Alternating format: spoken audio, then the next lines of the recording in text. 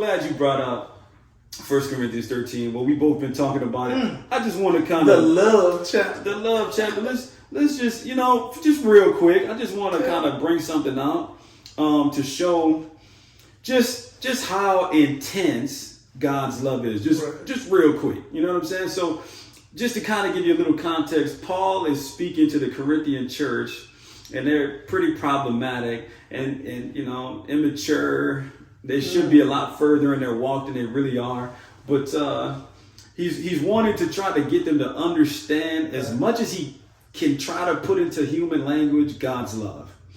All right. So just kind of imagine him trying to define love, but not really knowing how to encapsulate it in just one sentence or try to like phrase it. You know what I'm saying? Because it's so, if God is love, yes, he is. How do you define a limitless, eternal God, immortal God, everlasting, who's never had a beginning God with your finite mind and language?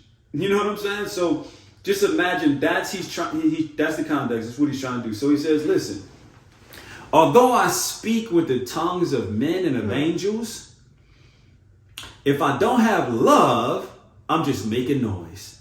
So let's just say you had the speaking of, holy tongues, and you could even speak the language of angels. This is something that would impress a congregation, I'm sure, if you just broke on into angelic tongues. You know what I'm saying? Maybe, a little, the crowd would get all stirred up. You feel me?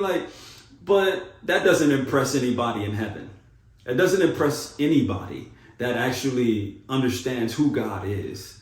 He says, if I don't have love, I'm just making noise. Let's keep going. And though I might have the gift of prophecy, right? And I understand all mysteries and have all knowledge and possess all faith so that I could remove mountains, and don't have love, I am nothing. Wow. Time out, bro. This is the guy that would probably sell out every conference in church.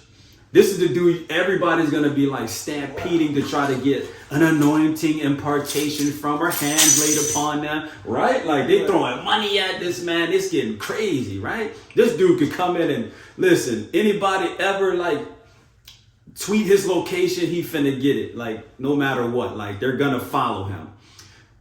He's nothing without God's love. So that just also shows that gifting doesn't mean that you're mature.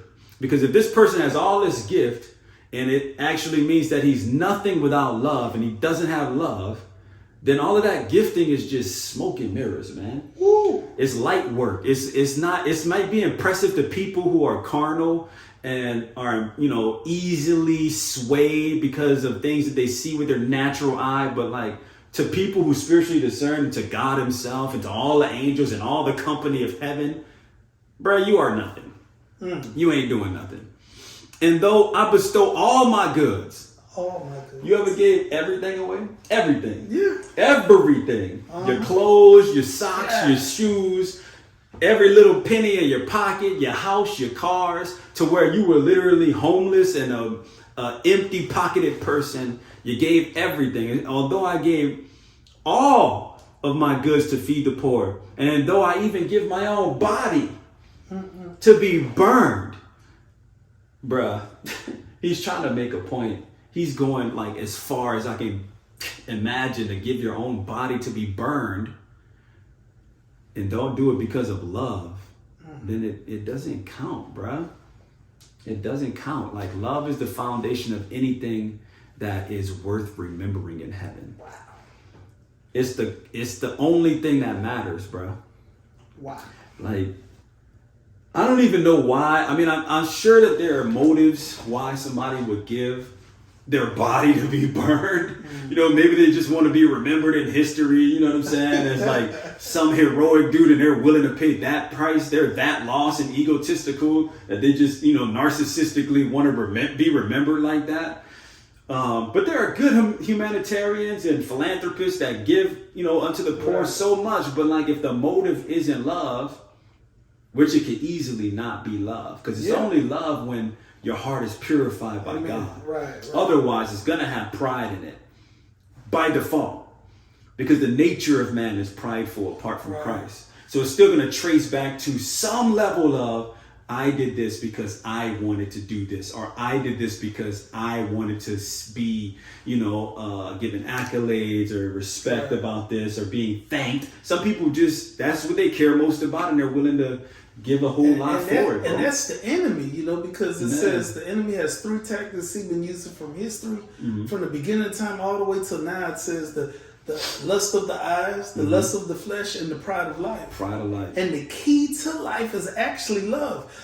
There was in Matthew 22:34 through 40. It talks about how there was a lawyer. By the way, I'm just gonna go ahead and give you some props on that. Chapter 22, verse 34 through 40.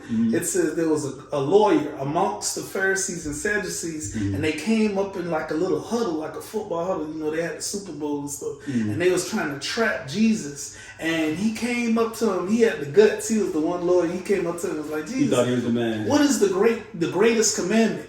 And he thought it was to trap him. And Jesus looked at him and was like, clowns. I'm just to love God with all your heart, mind, and soul. Yeah. And the second is like unto it, same level, is to love thy neighbor as thyself. Hang these two on all the law and the prophets. Come on. So it's love, but we can get so caught up in being committed to so many different things. Like, I could be like, well, I love God, but I'm committed to this game. I love God, but I'm committed to smoking. I love God, but I'm committed to drinking alcohol more. Yeah.